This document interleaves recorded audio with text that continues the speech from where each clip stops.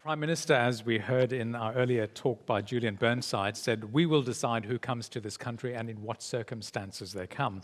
Well, our next speaker came to us as a refugee via Hong Kong and the Philippines. She's made a tremendous impact, of course, as a journalist in print and broadcast media. She has produced programs for SBS and ABC, and now she has delved into the dark arts of politics. So, will you please welcome to the stage Dai Lee. Thank you, Anton. Yes, I've delved into the dark side of politics.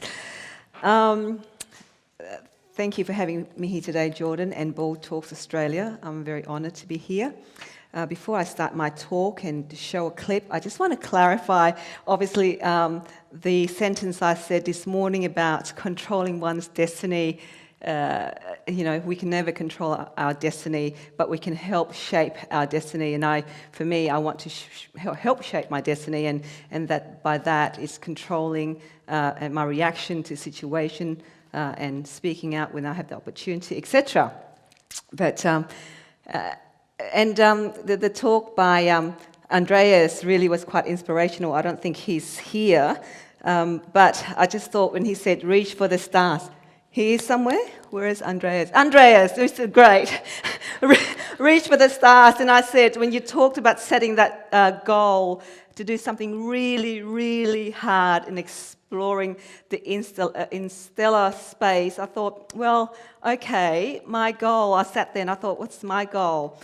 Is to be the first Australian Asian female Prime Minister who will transform politics with no doublespeak, say what we mean and mean what we say. And I thought,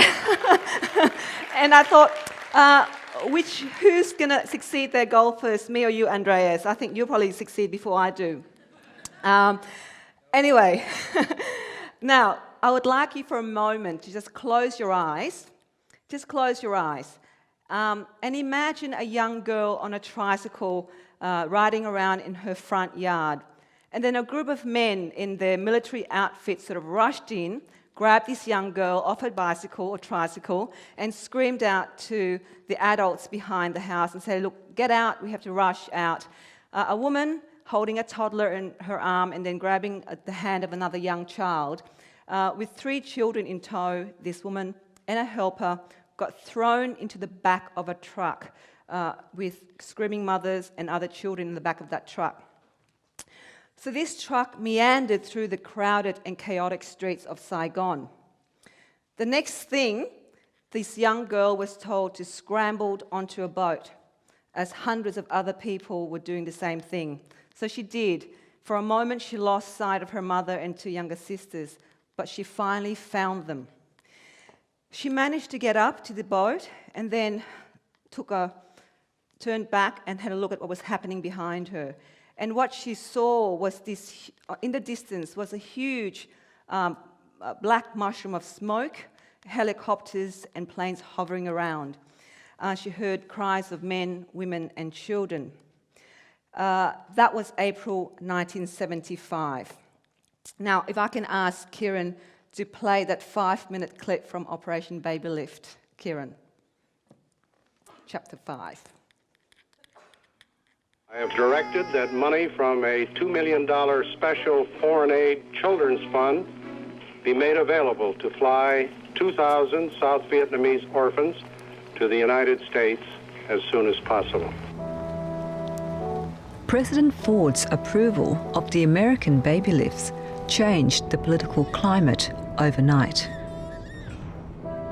The Americans started airlifting lots of orphans to the United States, seemingly without any problem. Australian couples in Australia were demanding of the government, why is it that the Americans can do these things so easily, yet we don't seem to be able to do that. With the Americans setting the pace, the Australian government followed. What appeared to be the political acceptable solution from Canberra was, we'll bring back a whole group of orphans, and we will be seen to be acting humanitarianly, and we will get a lot of the critics off our back who are saying that we're not doing enough. We are proceeding as quickly as we can with preparations for evacuation, that we have no hope of completing formalities such as medicals if we are to move children in the next few days. price. Takeoff for the Australian Babylift was set for the following day. We had been told that we were to take out in excess of 200 babies or children. We landed in Saigon on the military side of the airport, and it was just thousands of aeroplanes. They were just row after row after row, wingtip to wingtip. We got word that the first of the buses were coming through the gates of the airport. It was probably overwhelming, but you didn't have time to stop and think about it. We had to get them off that bus and into the aeroplane and secured somehow so that they weren't thrown around if we hit any turbulence on takeoff and landing. We packed the babies in cardboard boxes because it was such a good way to transport them onto the plane. We piled them all up in the bus and finally ready to go. And as we got to the gates of Tan Son Nhut, there was a guard there and they'd closed the gates and they wouldn't let us in. We were at the airport filming an Australian RAAF Hercules leaving for Australia, also loaded with orphans. We just turned around and there was this massive pall of black, thick smoke. Then we saw helicopters. One of the American Babylift flights had crashed, killing over 100 children. On the day we found out that the airlift was to take place, I was out having dinner with another adoptive family who were expecting their child on the airlift when we heard on the ABC News that a plane had gone in. So we were petrified. Shortly after that, we got a message from the Australian authorities saying it had been an American plane and ours had left for Bangkok safely. The crash had thrown Saigon Airport into a crisis. Officials suspected a communist attack, but it was a tragic accident caused by mechanical failure. Cái mà tôi nhớ nhất là cái vụ máy bay rơi làm chết mấy trăm cháu. Cái đó nó gây một cái xúc động lớn trong chúng tôi. Thế còn lúc bây giờ tôi bị cuốn hút vào trong cuộc tấn công vào Sài Gòn, để thử ra những cái sự kiện như thế thì chỉ biết qua loa thôi. Eventually, when we got through the gates, all the other planes had taken off. We were the last flight to take off.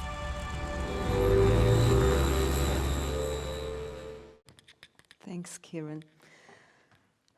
When I started to pull this story together and came across the scene of the plane crash, I asked myself the question, that black smoke of mushroom that I saw when I turned around as a young girl, was that plane crash? Because at the time, there was no bombing sort of happening in Saigon, as it was then called. Today's called Ho Chi Minh City. So for me, that was a point in time that identified the period that I probably left Vietnam, because my mother can't recall the day that we left, because it was chaotic, as I said. People were running and rushing to get out. So piecing this documentary together, also I was trying to piece together my own history.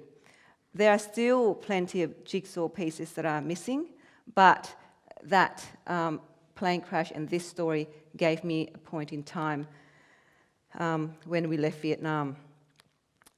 I believe that Operation Babylift is a very powerful story of identity, belonging, and for me personally, what it means to be an Australian of Vietnamese background. Every story I have produced for the Australian Broadcasting Corporation, especially in my former life as a producer and broadcaster with Radio National, has been about trying to understand who I am as an Australian. I'm constantly trying to discover,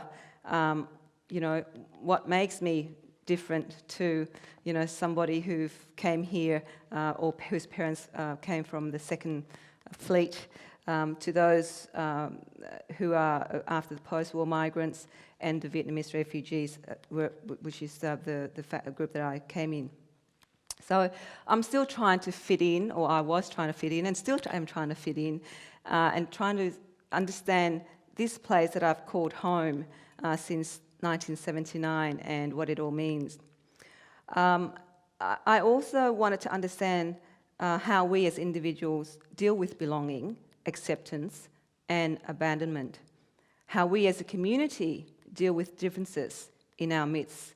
Do we have enough understanding of one another's personal journeys to empathise? Is there respect and acceptance? I think these are some of the core human conditions or values, no matter what background we all come from. We all want to be connected, we all want to be understood, we all want to be heard and acknowledged. For me, Operation Babylift was a very, very emotional journey because I too have lost loved ones in the war.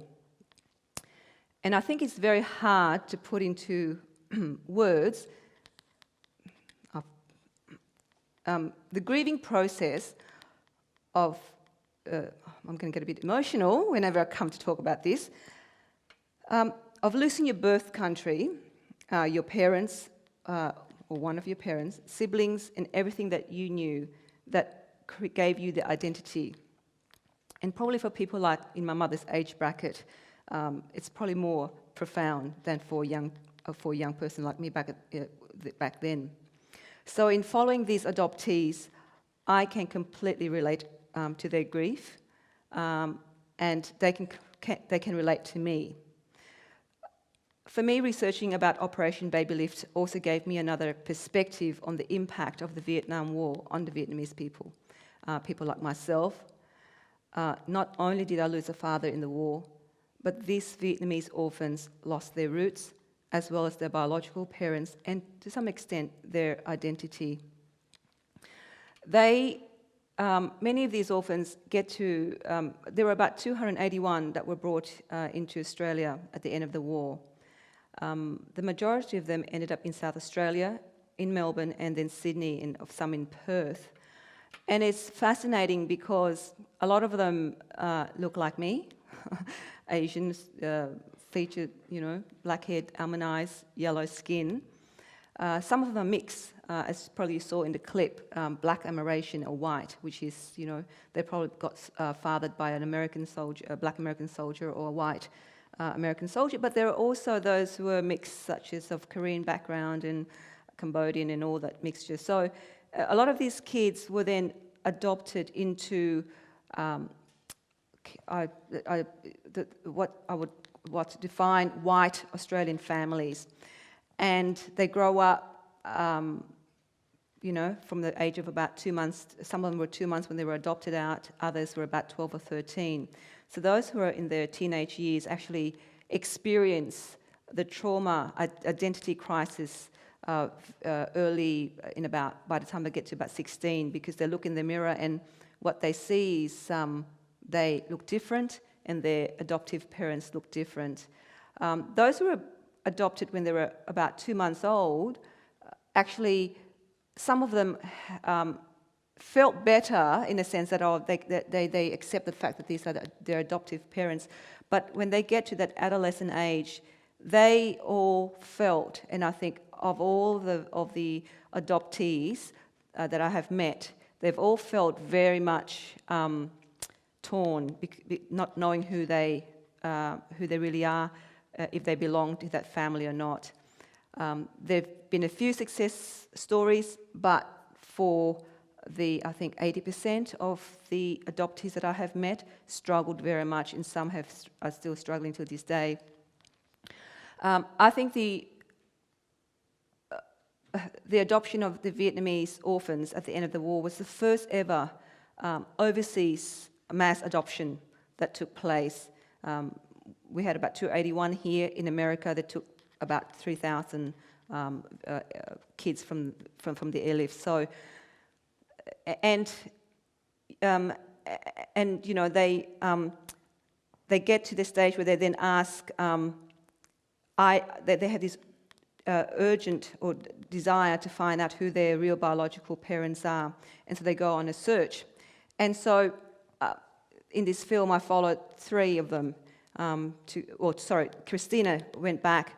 Martine is an amazing young woman. She's obviously fathered by a white American soldier, we assume, because she looks Amerasian.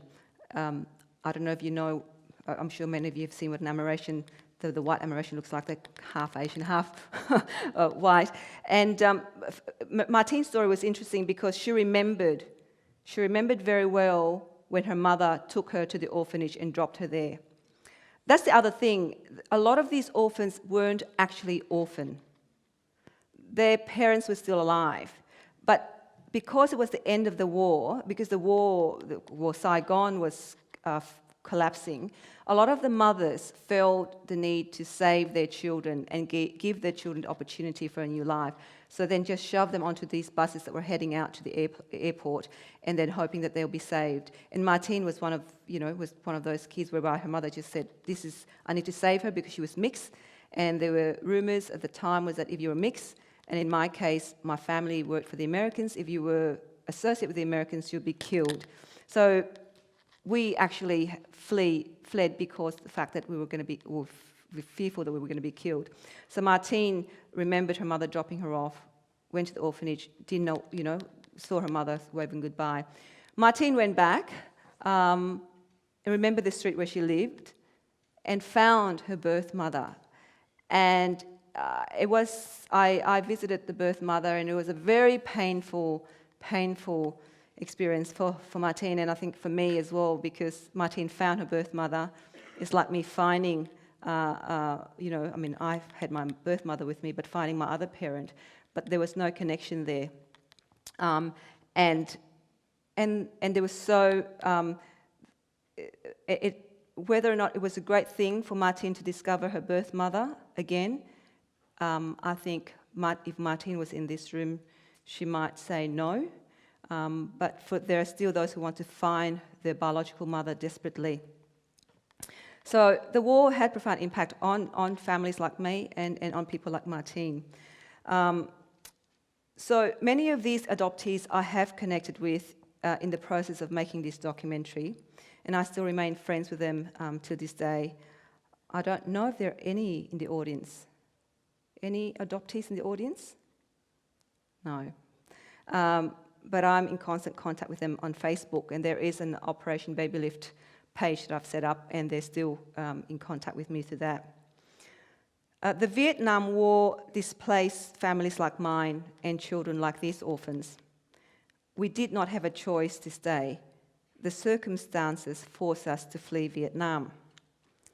Kieran, you want to play the last clip?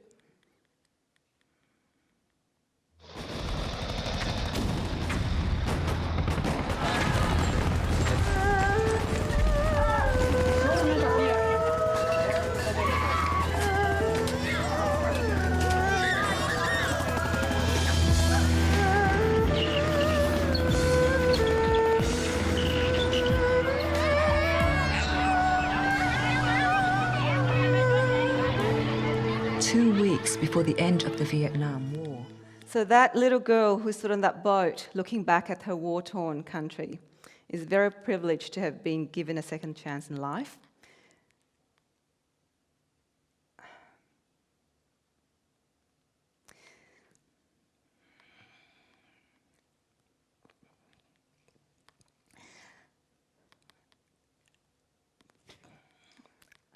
And I'm very grateful that Australia opened its arms to welcome families like mine and gave me the opportunity to live to tell the story standing in front of you today. Thank you.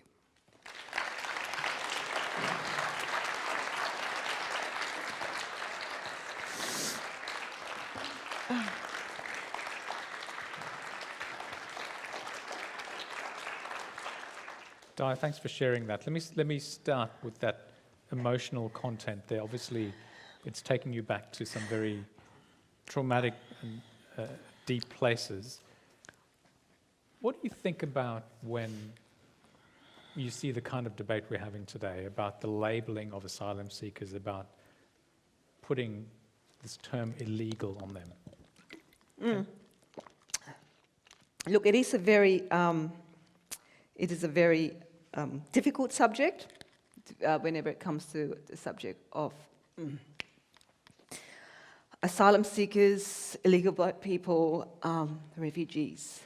So it is always not a straightforward. I can understand Australia. I mean, at the time when the Vietnamese refugees arrived, there was that fear as well. So I made a radio documentary for Radio National for Hindsight a few years, oh God, a few years, I keep on saying a few years, probably a decade or so ago, looking at the reaction of the Australian people to each arrivals, each new group of arrivals. And it stems back from, obviously, when the first fleet arrived, and here in Australia, being such a country that's in the middle of kind of Asia is right on top and Australia's on the bottom, kind of geographically. My understanding is that there's this psyche that basically gets passed on to each generation, whereby there's the fear of the north, of the yellow peril invading Australia. So I can understand that psyche, and obviously it has ease after the elimination of the White Australia policy, but it's still in people's psyche. But I think what, as Julian Burnside said this morning, was there's a lack of political leadership in terms of having a dialogue, creating a discourse to show or to explain the contribution and the of migrants and refugees to this country since before the Second World War. Even the Afghan Cameleers was up in Berks. So I can understand that, but I think I don't want, I suppose, to turn myself into a victim and say, oh, look, it's horrible, we shouldn't be talking about that. But I can see that's part of the argument. But I think that where we have fallen as a country is the fact that people like myself should speak out and to say, look, I was part of that refugee that came here, that back in the 70s it was all kind of, my God, the Asian invasion, and that I'm an Australian, like each and every one of you in this room, and that I have worked hard and contributed. And I think we need these kind of dialogues continuing and happening in the country, across the country. And rather than focusing so much on the negativity that the media would, of course, continue to print and broadcast, because it's a selling point that it takes people like me, and I'm sure many other refugees and migrants, successful Australian migrant refugees in this room and across the country, to continue to share our stories. And that's probably where you can balance the kind of negative stories to our kind of positive stories. It was quite a forward-thinking decision, I think, particularly under the leadership of Malcolm Fraser, to welcome the boat people. And in fact, you could argue that it was against public opinion, that he was leading that process to change the public views. I was on a panel with Malcolm Fraser recently, and I asked him about what role the media played in it, and his attitude was quite clear. He said it was completely transparent. They could report anything they liked, they could speak to anyone, and it was completely transparent. So it seems like it was a very different time then compared to now. Look, yes, I think it's a different time, and nowadays, I believe with social media we can change that, we can bring it back to what that period was like. I think just like the space industry, whereby those different companies, 21, 26, got merged into 4, I suppose the same with the media, whereby the whole merging of media doesn't allow for diversity of voices and opinions. So I think, I think if we move away and we start to use social media to actually communicate, then I think, and as I said, we need to. I think human beings, we want to be acknowledged, we want to be heard, and we want to be understood. I think it's very important as journalists, the media, is through storytelling that you can engage with one another. It's through storytelling, the personal stories, that you can actually get people to relate to you and you can relate to them. I think if there's that kind of engagement, then I think misunderstanding and fear, it's the fear of the unknown, you can actually lower that and. Tell us a little bit more about this. You say you have the support group going on social media, Yeah. and about these people wanting to know more about their origins. That, and on the other hand, this painful reconciliation that you spoke about, where you said there was no connection between the child and the mother. Look, it's funny, you know. I think it's a human thing whereby you want to be loved, and the whole issue of abandonment is so huge that when you lost a parent, or through divorce, in this case through the parents sort of leaving the child at the orphanage, the fear of rejection. And so part of these, these young people now, they still have that inner desire to find their birth mother. For some reason, they just want to know, they just want to ask the question, why did you give me up? Wasn't I good enough for you? Why did you give me up? And Martine, there's two cases whereby they found the birth mothers. So Martine, for instance, she said, oh, I wish I didn't find, I wished I didn't go back there. I wish she didn't, because she looked at me as if I'm a cash cow. That's what she said. And Martine, because she was brought up from the age of 12 by Tony Dudman, that's her adoptive father. So Martine thinks very much like a Westerner. And so when a Westerner goes back to Vietnam, I mean, I'm not a was brought up here, so I would consider myself a Westerner too. So when I went back to Vietnam, for instance, as soon as my relatives saw me, they go, oh, give us some money, and, we need money for this, we need money for that. You have to think, well, they are desperate for that because they have been living, struggling, and they've lived through a war, and they've been deprived of a lot of things in comparison to what I have had.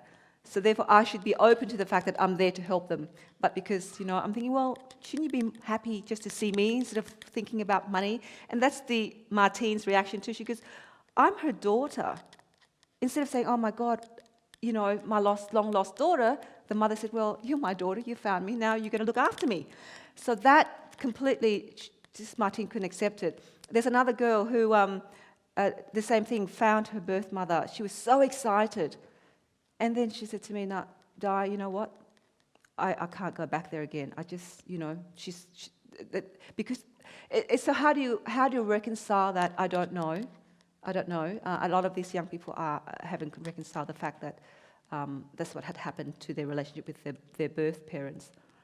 Interestingly, though, they all wanted to look for their birth mothers, not their fathers. We're almost out of time, but I'm just going to try and squeeze in one more question. You said that about 80% of the people you've dealt with have some kind of problem adjusting. Was there anyone in that group who would not identify as Australian? Anyone who would say, I need to go back and go and live where I came from? No. None of them actually. There's one or two that actually went back. There's Nguyen. Nguyen is a very common Vietnamese name, of course, it's like Smith. But her adoptive mother, the Matthias, have named their daughter Nguyen, so Nguyen Matthias. Nguyen is in Adelaide, and she wanted to go back to Vietnam, and she really wanted to embrace Vietnam. And she went to the extent of even marrying a Vietnamese person, I think Australian Vietnamese. She met teaching English in Vietnam because she thought she wanted to immerse herself to be a Vietnamese. Because it didn't work out. She goes, no, I just realised I actually am. I look Vietnamese, I look Asian, and everything. But I need to come back to Australia because that's home for me, and that's who I am.